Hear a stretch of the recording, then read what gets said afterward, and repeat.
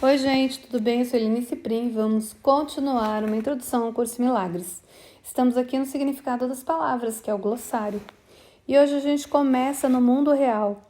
O mundo real é o estado da mente no qual, através do perdão completo, o mundo da percepção é libertado das projeções de culpa que colocamos sobre ele. Assim é a mente que mudou, não o mundo.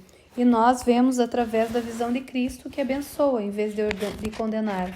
O sonho feliz do Espírito Santo, o fim da expiação, desfazendo os nossos pensamentos de separação e permitindo que Deus dê o último passo. Negação.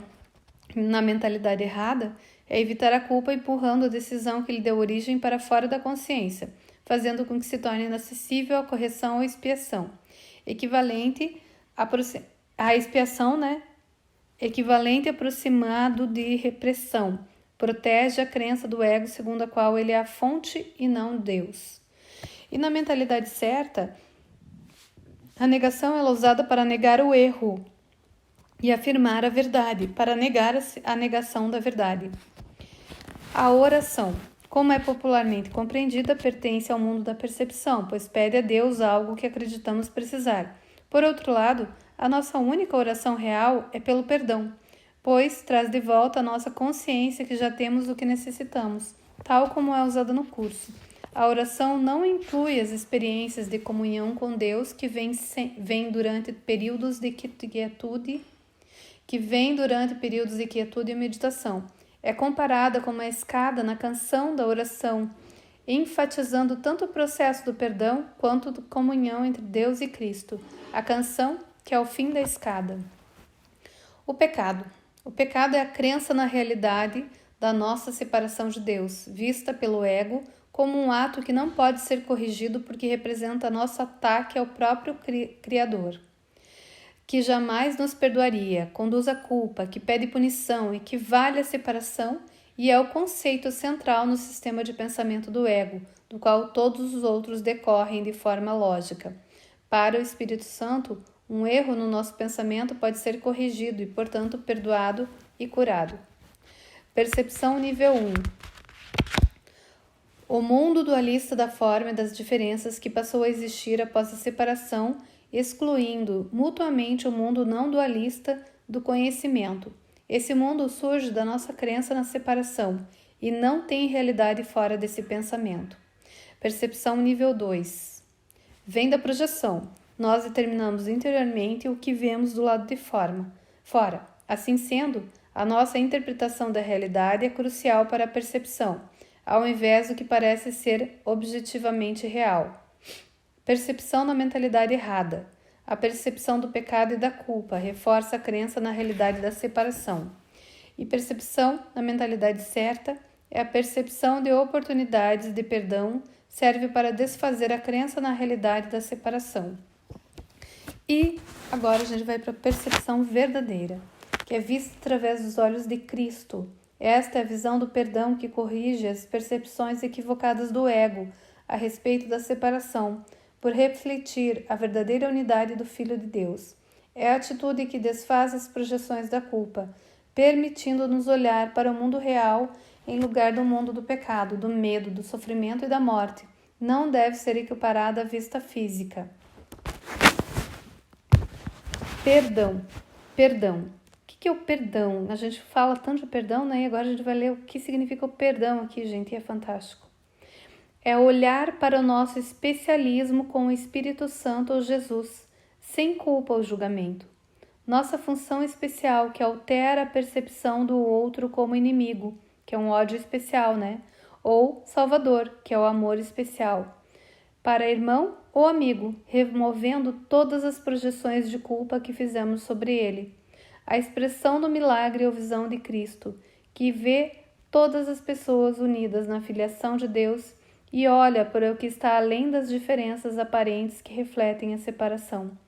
Assim, a percepção do pecado como algo real faz com que o perdão verdadeiro seja impossível. O reconhecimento de que aquilo que pensávamos que havia sido feito a nós foi feito por nós, já que somos responsáveis pelo roteiro de nossas vidas e, portanto, só nós mesmos podemos nos privar da paz de Deus. Portanto, Perdoamos os outros pelo que não fizeram a nós, ao invés do que fizeram. Eu acho que esse é o maior sentido do perdão. Mas vou continuar aqui o glossário. Princípio de escassez. Um aspecto da culpa. A crença segundo a qual somos vazios ou incompletos, pois o que necessitamos nos falta. Isso conduz à busca de ídolos ou relacionamentos especiais para preencher a escassez que experimentamos dentro de nós. É inevitavelmente projetado em sentimentos de privação, nos momentos em que acreditamos que os outros estão nos privando da paz, quando na realidade fomos nós que nos privamos. Contrasta com o princípio da abundância de Deus. Professor de Deus, no instante em que decidimos nos unir a alguém, uma decisão de nos unirmos com a expiação, passamos a ser professores de Deus. Ensinando as lições de perdão do Espírito Santo, nós a aprendemos, reconhecendo que o nosso professor é o Espírito Santo, que ensina através de nós pelo nosso exemplo de perdão e paz, também denominado aquele que trabalha em milagres, mensageiro e ministro de Deus, usando como um sinônimo para estudantes de um curso em milagres. Projeção. A lei fundamental da mente. A projeção faz a percepção. O que vemos dentro de nós determina o que vemos fora das nossas mentes. A projeção na mentalidade errada reforça a culpa por deslocá-la para outra pessoa, atacando-a no outro e negando a sua presença em nós. Uma tentativa de deslocar a responsabilidade pela separação de nós mesmos para outros. E na mentalidade certa, a projeção é o princípio de extensão, desfazendo a culpa por permitir que o perdão do Espírito Santo seja estendido, ou seja, projetado através de nós. Relacionamento santo. O meio do Espírito Santo para desfazer o relacionamento especial ou não santo por mudar a meta da culpa para a meta do perdão, ou da verdade. O processo do perdão pelo qual alguém que havia percebido o outro como um ser separado se une a ele em sua mente através da visão de Cristo. Relacionamentos especiais. São relacionamentos sobre os quais projetamos culpa, usando-os para substituir o amor e o nosso verdadeiro relacionamento com Deus. As defesas que reforçam a crença no princípio de escassez, enquanto aparentemente o estão desfazendo, fazem exatamente aquilo do qual pretendem nos defender, pois os relacionamentos especiais tentam preencher as necessidades que percebemos em nós mesmos, tirando de outros, que são inevitavelmente vistos como separados. Portanto, reforçando a culpa que, em última instância, vem de acreditarmos na nossa separação de Deus. O pensamento de ataque, que é a fonte da qual se origina o nosso senso de falta. Todos os relacionamentos nesse mundo começam sendo especiais, já que começam com a percepção da separação e de diferenças, que devem então ser corrigidas pelo Espírito Santo através do perdão, tornando o relacionamento santo. O especialismo tem duas formas. O ódio especial justifica a projeção de culpa pelo ataque. O amor especial esconde o ataque dentro da ilusão do amor, onde acreditamos que as nossas necessidades especiais são preenchidas por pessoas especiais com atributos especiais, pelos quais nós as amamos. Nesse sentido, o amor especial é o equivalente aproximado da dependência, que gera animosidade ou ódio. Ressurreição. O acordar do sonho da morte. A mudança total da mente que transcende o ego e suas percepções do mundo, o corpo e a morte, permitindo que nos identificamos completamente com o nosso verdadeiro ser. Também se refere à ressurreição de Jesus. Revelação. A comunicação direta de Deus com seu Filho, que reflete a forma original de comunicação presente na nossa criação. Procede de Deus para seu Filho, mas não é recíproca. É um breve retorno a um estado possível nesse mundo. Sacrifício. Uma crença central no sistema de pensamento do ego. Alguém tem que perder para que o outro possa ganhar. O princípio da renúncia a alguma coisa para se conseguir outra, dar para receber. Por exemplo, para receber o amor de Deus, nós temos que pagar um preço, usualmente em forma de sofrimento para expiar a nossa culpa, que é o pecado. Para receber o amor de um outro, temos que pagar por ele através de uma barganha de amor especial. O reverso do princípio da salvação ou da justiça, no qual ninguém perde e todos ganham. Salvação. A expiação ou o desfazer da separação. Somos salvos da nossa crença na realidade do pecado e da culpa, através da mudança da mente que o perdão e o milagre acarretam. Segunda vinda. A cura da mente e da filiação. A volta coletiva à consciência da nossa realidade como Filho único de Deus, que tínhamos na nossa criação à primeira vinda. Precede o juízo final, depois do qual esse mundo de ilusões termina. Separação. A crença no pecado que afirma uma identidade separada de nosso Criador. Pareceu acontecer uma vez e o sistema de pensamento que surgiu dessa ideia é representado pelo ego. Resulta em um mundo da percepção e forma, de dor, sofrimento e morte, real no tempo, mas desconhecido na eternidade. Ser. É a nossa verdadeira identidade como Filho de Deus, sinônimo de Cristo, a segunda pessoa da Trindade, contrastado com o ser egótico que nós fizemos em substituição à criação de Deus, raramente usado em referência ao ser de Deus. Sonho. O estado pós-separação do qual o Filho de Deus sonha um sonho de pecado, culpa e medo, acreditando que essa seja a realidade. E o céu, o sonho. O Filho, sendo o sonhador, é a causa do mundo, que é o efeito.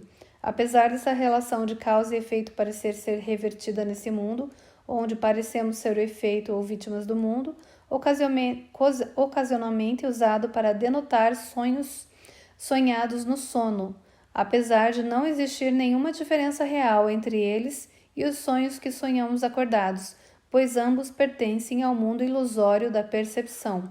Ver sonho feliz, sono. Tempo.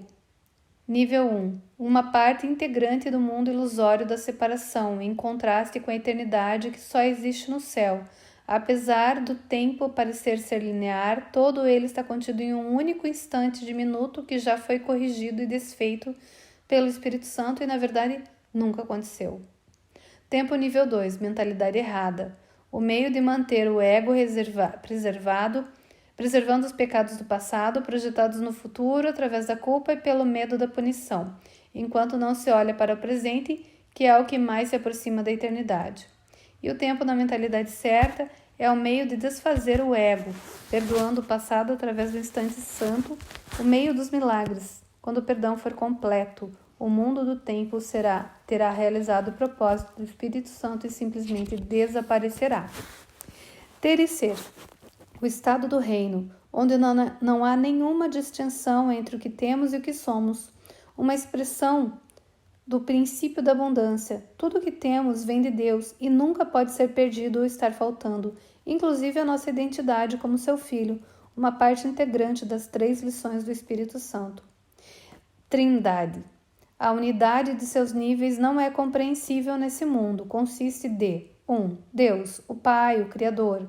2. Seu Filho, Cristo, nosso verdadeiro ser que inclui as nossas criações. E 3. O Espírito Santo, a voz por Deus. Em Curso em Milagres, frequentemente, o curso faz referências a si mesmo. Sua meta não é o amor ou Deus, mas o desfazer, através do perdão, das interferências da culpa e do medo que nos impedem de aceitá-lo. Portanto, seu enfoque principal está no ego e no seu desfazer, mais do que em Cristo ou no Espírito. E quiserem saber o que é voz por Deus, voltem para o Espírito Santo. Gente, eu termino aqui. Agradeço a vocês por estarem comigo, por sermos um.